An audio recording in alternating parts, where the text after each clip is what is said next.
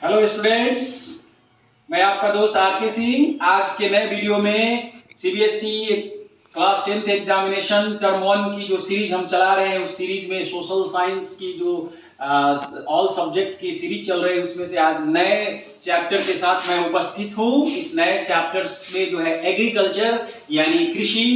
और आप जानते हैं कि कृषि भी किसी भी अर्थव्यवस्था की बहुत इंपॉर्टेंट रीड होती है। तो सबसे पहले मैं फार्मिंग को समझा दूं, फार्मिंग है क्या। तो फार्मिंग के लिए हमारे जो लैंड है उसका अपर हिस्सा, अपर लेयर्स के अपर क्रस्ट पर जो खेती होती है, उस मिट्टी पर इस्तेमाल होने वाला जो भी हमारे प्लांटेशन होता है, वो उसको फार्मिंग कहते हैं। तो मैं आपको बता दूं कि हमारा जो देश है, जो भारत है, आवर कंट्री इज 2/3 आबादी जो है वो फार्मिंग पर निर्भर है। 2/3 आबादी खेती पर निर्भर है। क्यों? क्योंकि भारत गांव का देश है। भारत की मैक्सिमम आबादी जो है वो गांव में रहती है, और गांव में होने के कारण जो मैक्सिमम आबादी जो है वो डिपेंडेंट है कृषि पर। इसी कृषि को हम लोग कैटेगराइज करके हम लोग देखेंगे, समझेंगे कि कैसे कैसे किस किस समय में खेती की क्या स्थिति बदली है, और कौन कौन से हमारे राज्य के किस किस एरिया में किस किस टाइप्स की फसल की उपज होती है, ये जानने की जरूरत है हमें। तो उसमें से हम पॉइंट बाय पॉइंट आपको एक्सप्लेन करेंगे एक एक करके।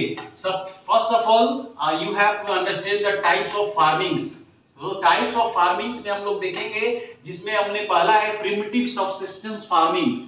प्रिमिटिव सबसिस्टेंस फार्मिंग जो होता है, it is a old tradition farming. ये पुरानी जो खेती करने की जो पद्धति है, यानी हल बैल, ये जो बिना फर्टिलाइजर्स के अपने नेचुरल मैन्योर्स जिसको कह सकते हैं, पत्ते को सड़ाकर, गलाकर, घास फूस को जला करके, मवेशियों के जो गोबर है उसको सड़ा गला करके खेतों में इस्तेमाल करना, तो ये है हमारा प्रिमिटिव सबसिस्टेंस फार्मिंग।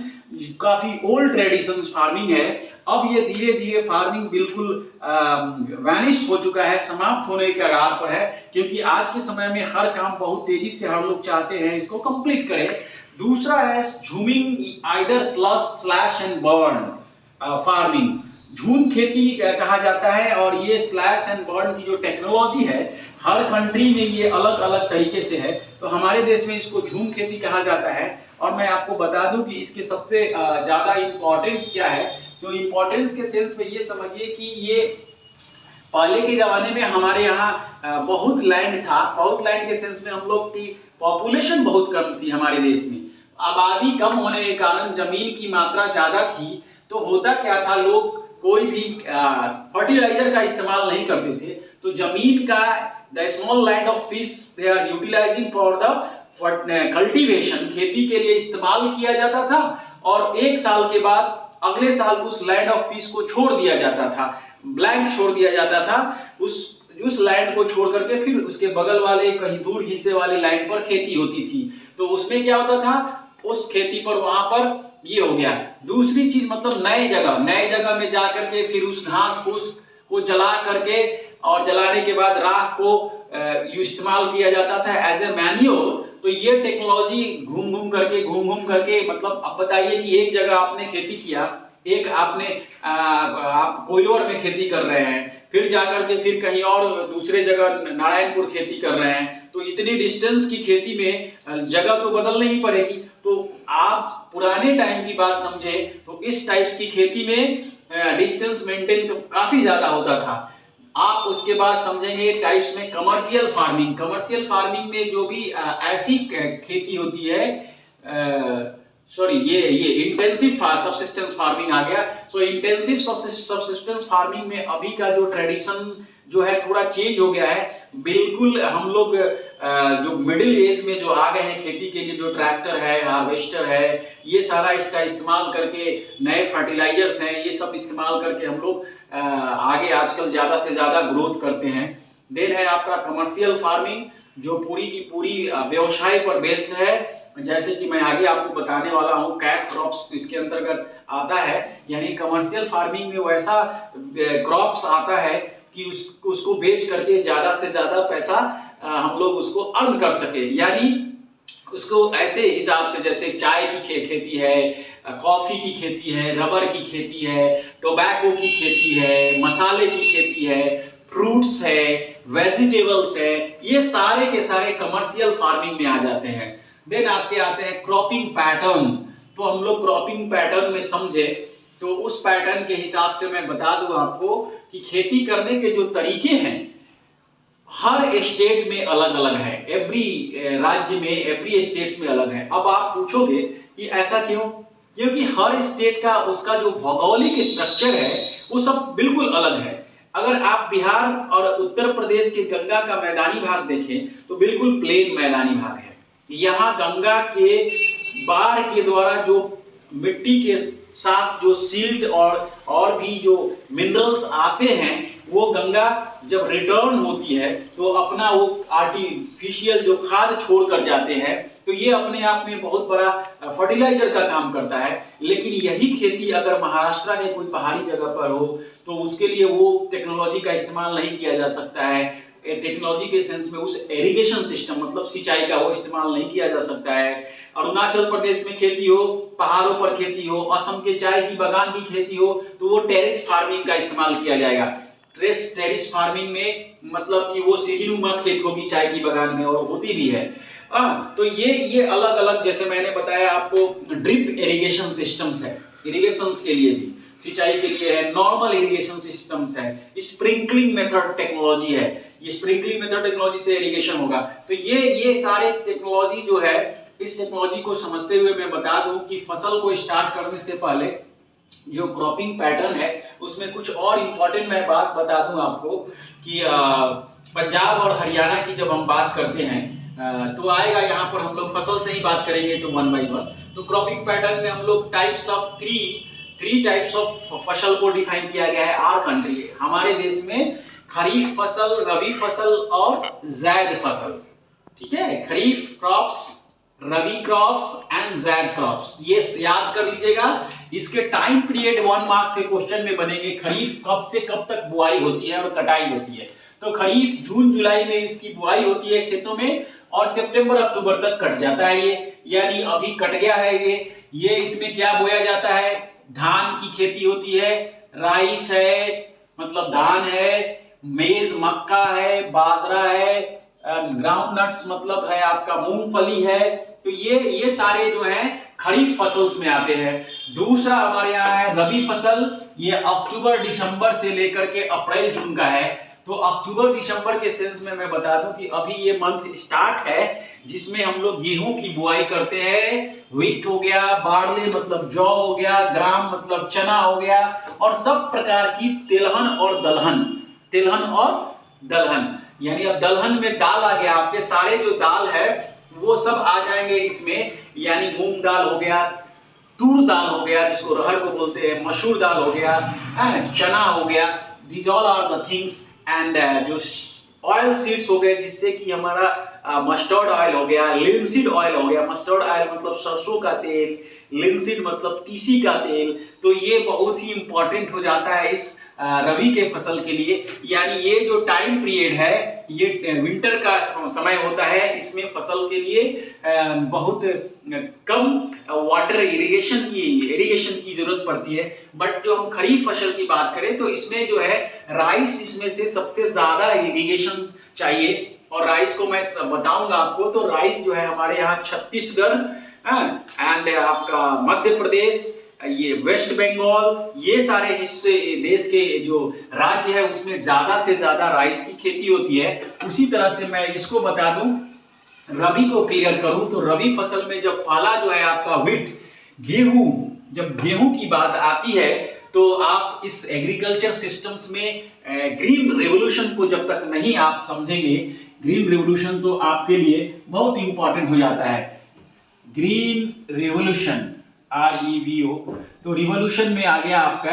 तो ये ग्रीन रेवोल्यूशन के जो जनक थे, जो फाउंडर मेंबर थे, doctor MS Swaminathan, MS Swaminathan, ये ग्रीन रेवोल्यूशन स्टार्ट किए थे। और ग्रीन रेवोल्यूशन कहाँ स्टार्ट हुआ था, किस लिए स्टार्ट हुआ था मैं बता दूं, नहीं तो अदरवाइज ये रबी फसल अधूरा रह जाएगा, एग्रीकल्चर चैप्टर अधूरा रह जाएगा। जैसे मैं बता दूं, इसको हिंदी में कहा जाता है हरित क्रांति। एमएस स्वामीनाथन ने 1962 में पंजाब और हरियाणा में इसका इस्तेमाल किया, और उसके लिए चूज किया गया गेहूं को। गेहूं की फसल को, गेहूं के बीज को लेकर के उन्होंने क्या किया कि अदर कंट्री के और इंडिया के बीज को लैबोरेटरी में उसको बना करके एक नया हाइब्रिड बीज बनाया। ये अलग बात है कि उस बीज से जो कल्टीवेशन हुआ, उसमें जो इरिगेशन लगा, पानी की मात्रा बढ़ गई, ज्यादा लगने लगी, फर्टिलाइजर ज्यादा लगने लगी, लेकिन यहाँ पर जो है, जहां 1 एकड़ में, या आप ये कह सकते हैं कि 1 कट्ठा, जिसको आप लोग कहते हैं 1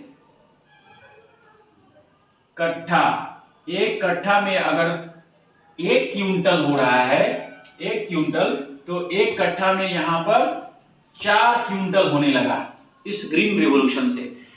तो ये जो चेंजेस आया, ये पंजाब और हरियाणा के किसानों में अपने आप में बहुत बड़ा खुशहाली का रहा, और इसके पीछे का कारण ये रहा कि वहां के लोग काफी मेहनती है। और उसके पीछे की एक और मैं बता दूं कि जो लैंड है, वहां जो जमीन का जो हमारे यहाँ जो उसको कहा जाता है, हिंदी में चकबंदी कहा जाता है, तो वो यहाँ हमारे और किसी स्टेट में नहीं हुआ।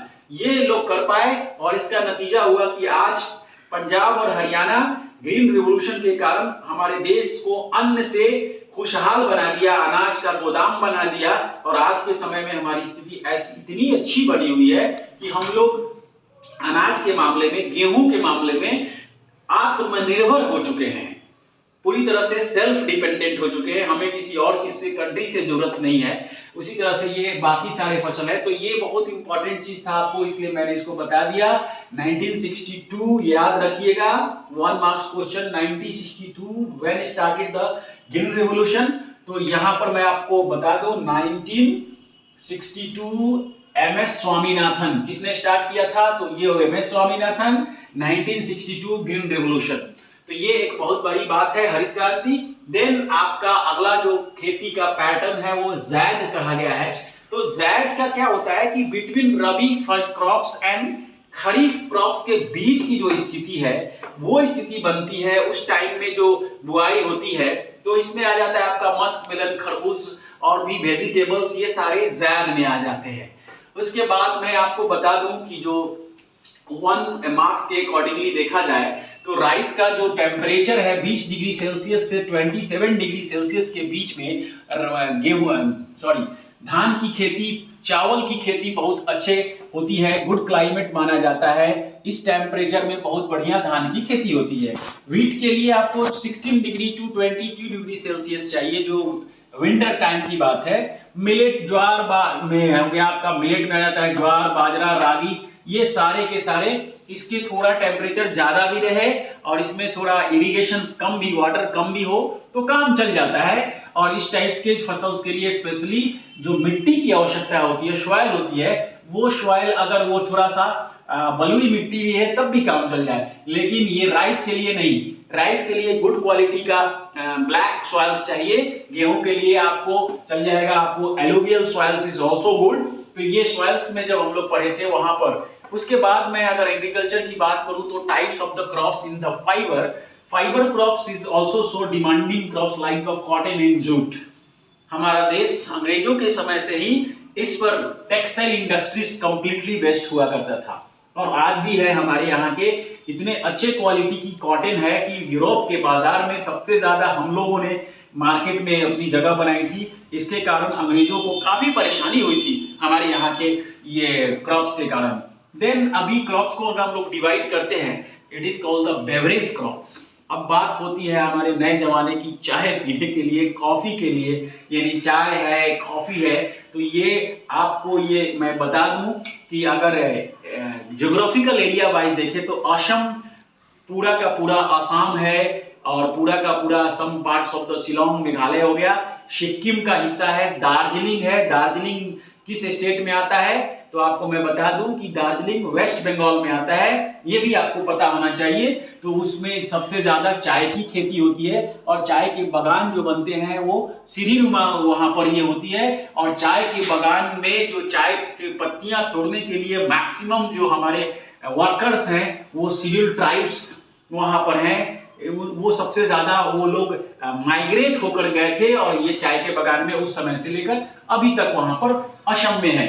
कॉफी की मैं बात करूं तो कॉफी जो है हमारे कंट्री में बेंगलुरु कर्नाटका स्टेट में सबसे ज्यादा इसकी होती है, क्योंकि कॉफी के लिए जो टेम्परेचर चाहिए थोड़ा बहुत लो टेम्परेचर चाहिए। और मैं इसको थोड़ा सा मैं बता दिया, यहाँ पर जो टेम्परेचर की बात हो रही थी तो कॉटन को मैं बता दूं कि कॉटन जो है एक 20 डिग्री सेल्सियस में क्लीन स्काई में होना चाहिए। कॉटन जब अपना वो फूट जाता है, टूट करके रुई निकलता है, उस समय वेदर क्लियर होना चाहिए, फ्रॉस्ट क्लियर होना चाहिए, अदरवाइज वो वेस्ट हो जाएगा। तो ये काफी हर जगह इसकी खेती नहीं हो सकती है। ये हो गया आपका कैश क्रॉप्स में रखा गया है रबर की खेती, it is also in the Karnataka. Tobacco बहुत सारे स्टेट में होता है। स्पाइस मसालों का शहर या मसालों का राज्य कहा जाता है। आप लोगों को शायद मालूम होगा केरला को कहा जाता है, और शुरू से ही अंग्रेजों के समय से ही मसाले यहाँ से हमारे यहाँ से भर भर के पानी के शिप्स मार्ग से, समुद्री मार्ग से वो लोग ले जाया करते थे।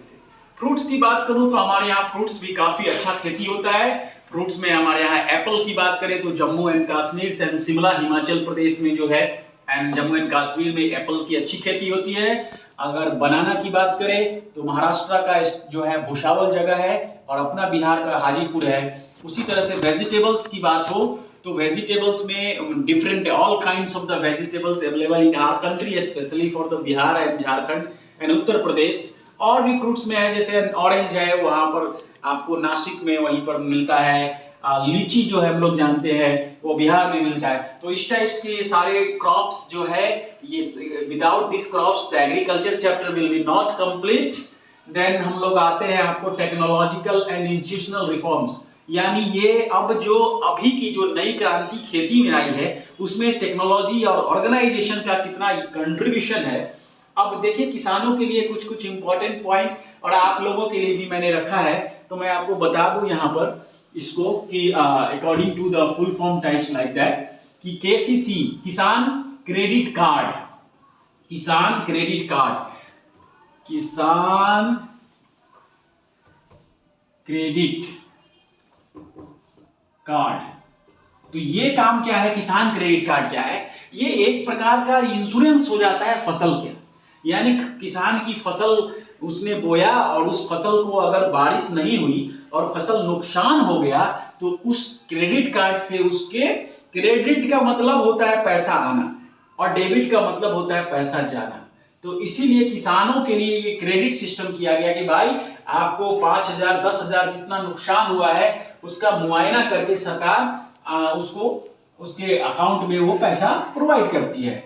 देन हम लोग एक और वर्ड है पीडीएस, जो पहले के भी चैप्टर्स में हम लोग मैंने बताया है, बट फिर भी मैं बता दूं कि पब्लिक डिस्ट्रीब्यूशन सिस्टम, ठीक है, यानी राशन की दुकान पीडीएस सिस्टम है ना। तो पब्लिक डिस्ट्रीब्यूशन सिस्टम से भी यहाँ पर जो हमारे यहाँ के जो गोदाम है, जो खेतों में खेती होने के बाद जो अनाज के गोदाम है वहां से जो डिस्ट्रीब्यूट होता है, जो बिलो पॉवर्टी लाइन बीपीएल में जो आते हैं उनके लिए ये वर्ड आ गया आपका। एमएसपी बहुत इंपॉर्टेंट है एग्रीकल्चर में, और आज के टाइम में अभी हमारे देश में सबसे ज्यादा इसका इस्तेमाल हुआ है। तो मुझे पता है कि आप लोगों को जरूर पता होगा, फिर भी मैं बता देता हूं कि मिनिमम सपोर्ट प्राइस कहा जाता है। मिनिमम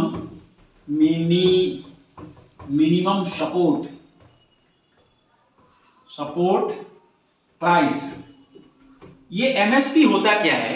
एमएसपी किसी भी फसल के लिए सरकार के द्वारा एक कम से कम मूल्य तय किया जाता है किसानों के लिए, यानी किसान जो फसल पूरे देश में उपजाते हैं हर फसल का एक मूल्य तय होगा और उस मूल्य पर सरकार उनसे खरीदेगी, उससे कम उनको मूल्य देश के किसी भी, तो यही एक बहुत बड़ा अभी मुद्दा किसान के लिए आंदोलन का चल रहा था कि एमएसपी है तो पूरे देश के लिए एमएसपी एक होनी चाहिए। पंजाब हरियाणा की एमएसपी अगर 10 रुपया अगर पर केजी है या 2000 पर क्विंटल है गेहूं का, तो बिहार में आकर के एमएसपी जो है उसका 1800 रुपया 1800 नहीं हो जाना चाहिए। मिनिमम सपोर्ट प्राइस जो होना चाहिए वो पूरे स्टेट में सेम होना चाहिए। और लास्ट मैं बता दूं, ये जो एफसीआई है तो फूड कॉरपोरेशन ऑफ इंडिया, इसका निर्माण क्यों किया गया और क्यों जरूरत पड़ गई, तो मैं बता दूं आपको। फूड कॉरपोरेशन ऑफ इंडिया यानी जो हमारे यहाँ भोजन के लिए संस्था बनी कि हमारे यहाँ भुखमरी की स्थिति नहीं बने, फसल जो है क्रॉप्स जो हो रहे हैं उस क्रॉप्स को जमा करके रखने के लिए यानी भंडारण करने के लिए, जो फ्रीजिंग करने के लिए, भंडारण करके रखने के लिए ये फूड कॉरपोरेशन ऑफ इंडिया का गठन किया गया। एफसीआई के हमारे देश के हर राज्य के हर जिले में इसके गोडाउन है और इस गोडाउन से लोगों को अनाज डिस्ट्रीब्यूट होते हैं किसानों को समय समय पर। तो मुझे ऐसा लगता है कि हम लोग सारा टॉपिक कवर कर चुके हैं। स्टिल इसके बावजूद भी किसी स्टूडेंट को भी लगता है कि एग्रीकल्चर चैप्टर से कुछ बच गया है, तो आप जरूर अपने व्यूज अपने कमेंट्स में इसको लिखें, तो मैं आप लोगों को कल तक इसको क्लियर कर दूंगा। और मुझे उम्मीद है 1 या 2 चैप्टर हम लोगों का टर्म 1 के सोशल साइंस के बचे हुए हैं, वो भी कल तक हम आप लोगों को प्रोवाइड करा देंगे। और आप लोग ज़्यादा से ज़्यादा अपने दोस्तों को इनको पास आउट कीजिए कि उनके एग्जाम पॉइंट ऑफ व्यू उनको बेनिफिट हो। So thank you, have a nice day.